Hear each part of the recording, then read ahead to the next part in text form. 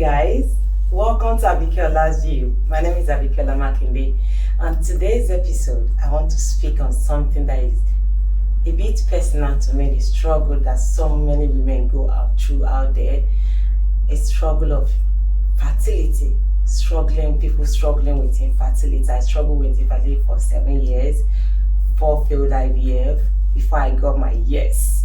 And now I would like to share with you at least 3 lessons I took away from that experience. Lesson number 1, do not be too hard on yourself. I said this because if you are not careful, if you do not focus on other aspects, marriage is a beautiful thing. And if you are focusing only on trying to conceive, you will lose out on every other aspect that is so interesting. You know, if you are focusing only on conceiving, your sex life will turn to an assignment, and you don't want that to happen to you, right? You know, just turning to an assignment that when you remember you are going home and oh, today we are supposed to have sex, today is my ovulation, we're supposed to have sex. If you remember all of that, you just want to go back to where you are coming from, and that is not good for marriage. If you do that, you know, it's so stressful. Trying to conceive is not a joke, it's stressful. Even after being intimate with your spouse, as a woman, you kind of support yourself with a pillow, trying to stay there in bed for like 20-30 minutes. For whatever reason, you know, we make it up in our head. And I feel like we are putting so much pressure on ourselves, and it's not even good for the body, because too much stress, emotional stress is not good when you're trying to conceive. Number 2 lesson I took away from that experience is to live your life, enjoy your life. If you need to go for your master's, by all means go for your master's. If you need to learn a new skill, by all means do that. Anything you want to do that will add more value to yourself, please go for it. Do not just sit down there and say, oh, I'm trying to conceive, I'm wearing all this pity me kind of look, you know. So you don't need all of that, because at the end of the day, nobody even really care, because nobody really understand what you are going to accept you.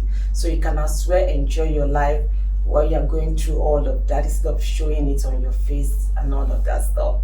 Number 3, I realized that if you are having an unprotected sex for 1 year, 1 whole year, and you are not pregnant, please consult your doctor.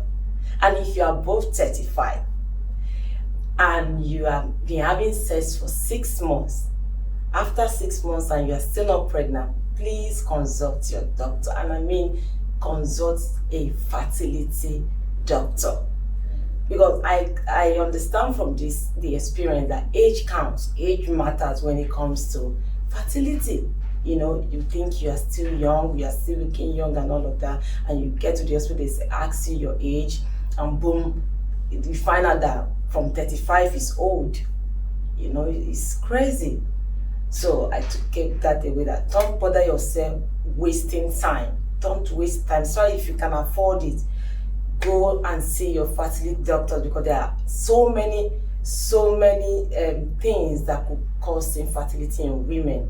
You have endometriosis, fibroid, ovarian cysts, I think. Then there is this one, PCOS, and all of that, all of those diseases that could affect a woman's fertility. So you check it out with the doctor. And as you are going, please go with your husband, because men too go through infertility. And I think some of the issues that men go through is absence or low sperm counts, the movement of sperm, because some sperm can be very sluggish, and if that is the case, they need to see the doctor. And I think the shape of the sperm also counts for when it comes to men infertility. So as you are going to see the doctor, ensure that you go with your husband. Don't just say it's a woman thing. Don't allow your husband to tell you it's a woman thing, because it's not.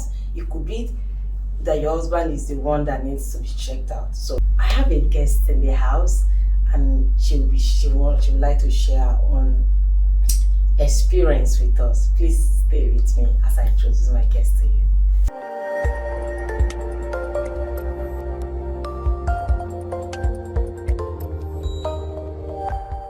Please join me as I welcome my guest to you, and she'll be introducing herself. Please introduce yourself to the audience. Okay, hello guys. My name is Mrs. Habib. I'm here to support a friend on this very topic about infertility. So, you are welcome to my show. Thank you. I want to ask, at what point did you realize you were facing a fertility challenge? I think after a year, Okay. just like you said earlier, I think after a year with all the trying, like focusing on the ovulation period, all the kind of styles, raising your leg up, Yes. So all those things, after trying those things, a year passed and I knew there must be a problem. So that was where I didn't even consult a doctor, funny enough. I went to a friend who was going through the same thing, and she just came in from UK. Her aunt was a nurse there. So her aunt now gave her some drugs, like to support, that those drugs do support in trying to conceive. So she shared, without, I'm just saying this for people out there who have same issue, not to jump into any wagon at all. Anything you are facing, try to go to the doctor, consult your doctor first. You guys heard that? She said, consult your doctor. No need for asking questions where it's unnecessary. Yes. Ask doctors because they will give you the right information when it comes to this particular issue. Please go on. She just told me, it will help me, it will boost all sort of things, my eggs and all. I said, okay, during my ovulation, I said, okay. I collected the medication. I came, I took. I think after some days or weeks, I noticed I was having a sharp pain in my abdomen. That was when I now went to see a doctor. Then they ran some tests, checked, and then did some scanning, and they now said I was hyper-ovulating. So as they said, they now said, did I take anything? Because at the end of the day, if you are ovulating like that, the eggs will be of no use. It's not like the normal way. And that is, I am not supposed to take that drug because that is what it helps. For ladies that, like women who doesn't ovulate. But because you did not consult a doctor first, you didn't know you were ovulating. My ovulation, this thing was okay. Everything about me was okay. It's just that I now took, and that one made it so I was now producing excess eggs, which led to cysts.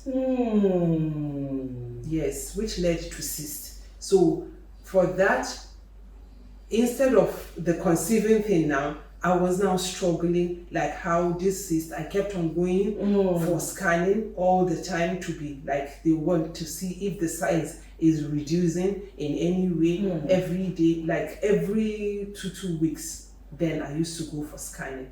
So, fast forward like that, I kept on, we don't know what was really the problem. From one stage of test to another, I did hormonal tests to check if my hormones are all okay, which of course there were some that were too high and low. They gave me drugs to address all that.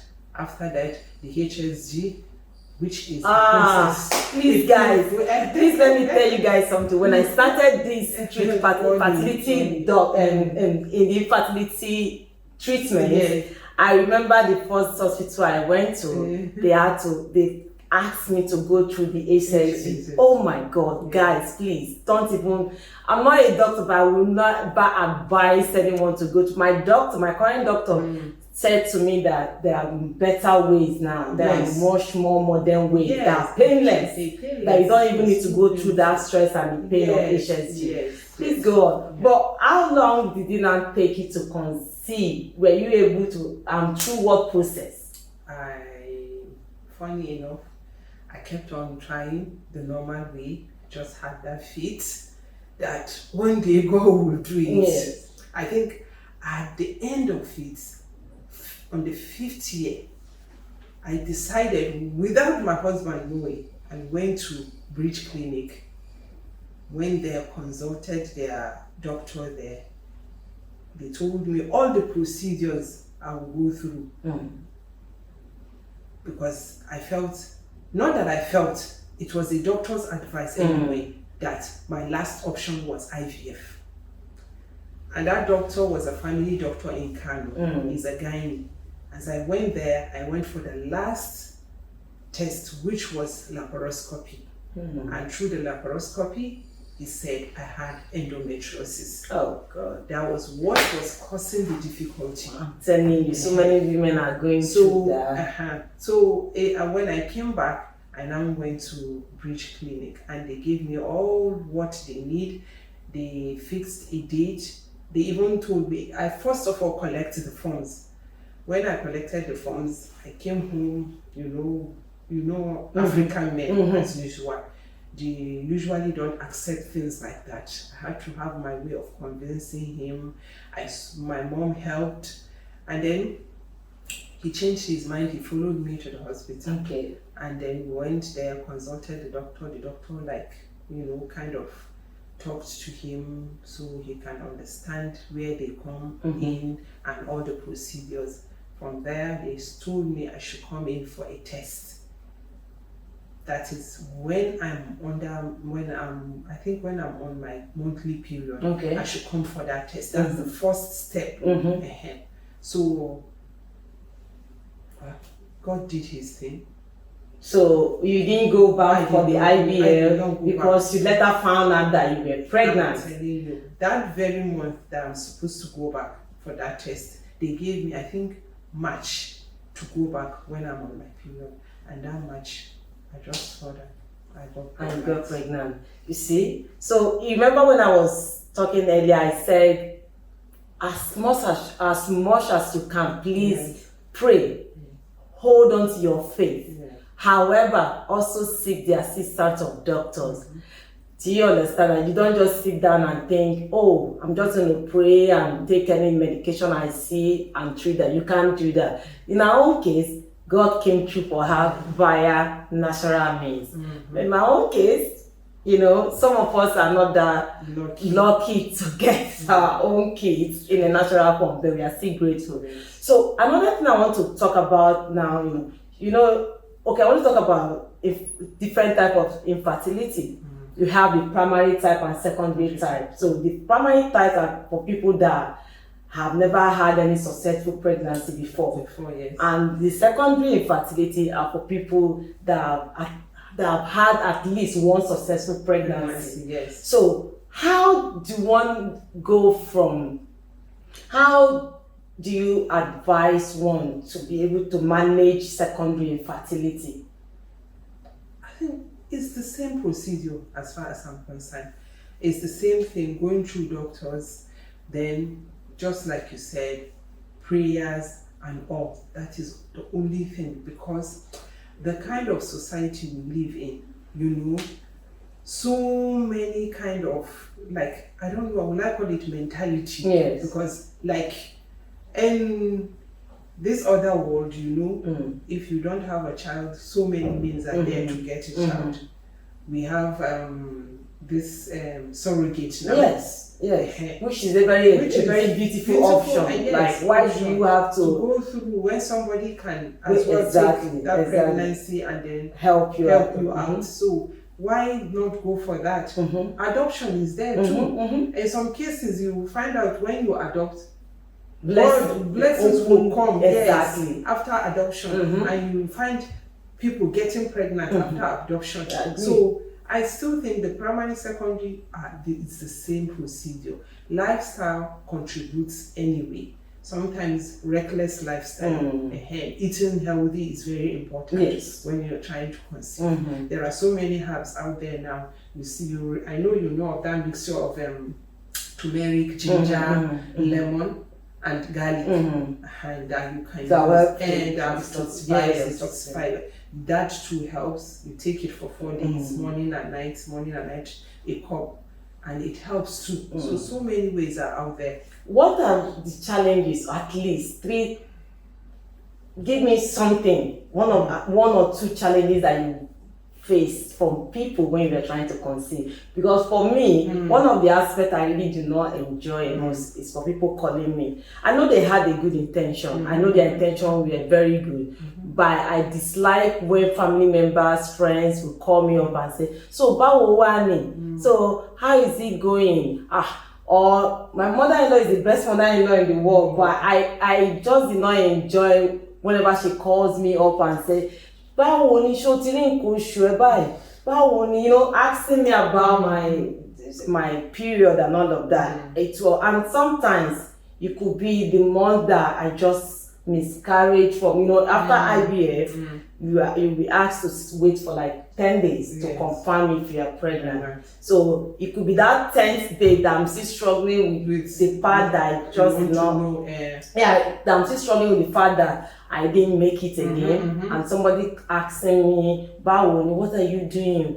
Let us God will do. I know God will do it. I'm doing something about it. You do not like me, you can't like me more than I like myself. So please, in as much as we have good intentions in asking our loved ones about what their journey, we should also know that it's a sensitive. Exactly. Also give them some space. Let them come to us. Like me, I have a friend that I will always call. He's actually a guy. I will always call him and like, oh, this is what happened today. This is what happened this month, and he will always be there to listen. So I should be able to choose people or the person I want to share those periods with. So tell me one of the challenges, something you most dislike about this challenge for people. It's still the same. In fact, our stories are like everywhere. It's still friends and family, nothing else. You understand? In some cases, families can understand more, especially from the husband's side.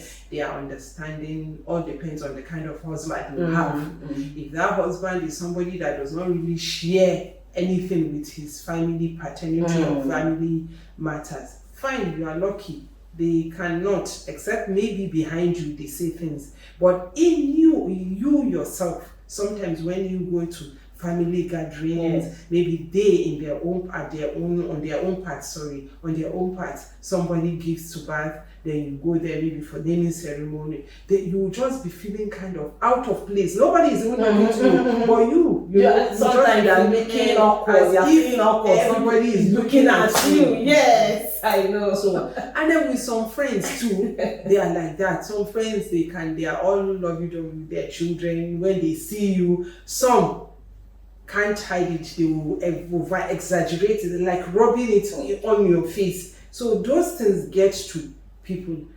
I myself, with that kind of experience, I don't do that. That's why I try as much as possible. When I'm around somebody who has no child, I try as much as possible to take that topic out of. I don't bring things like that except if you are willing to share with me. Exactly, or you are asking for my opinion. Yes, my opinion. But on my own, I don't bring child issues, topic, anything. I don't do that. Because I know it's oversensitive. Exactly. I don't know for any other person. You don't understand what out of experience. Exactly. It's oversensitive. Exactly, because you don't understand what the person is going through, especially at that moment where you're asking where you're asking her, oh girl, what is going on now? You've been married for so years, what is going on? You don't ask people that question. And it's also wrong to see people and say, you look pregnant. Don't ask people that. Don't say, because it could just be that I just finished going through IVF procedures and I'm looking bloated, and you're asking me, you're saying you look pregnant, and probably few weeks later I discover I'm not even pregnant. It's so odd. So please, it's like messing with your exactly. Please, I think we should tone it down. In as much as we have great intentions for people that we care about, we should just say our prayers for them behind closed doors and see them and just be normal around them. Do you understand? For you out there that you're also going through infertility issues, or like the fertility challenges, please, like I said earlier, be happy. Surround yourself with good friends that bring positive vibes your way. Be prayerful. Hold on to your faith, like we said. That one, we can't even say that enough, because sometimes when you are down, you need your faith to help you through the struggles. and also ensure that you are intentional about being your happiness. Be happy. Everything is going to be fine. And on this note, I want to say thank you for watching, and I'd like come your way again. My name is Abikiola Makinde. Bye bye for now.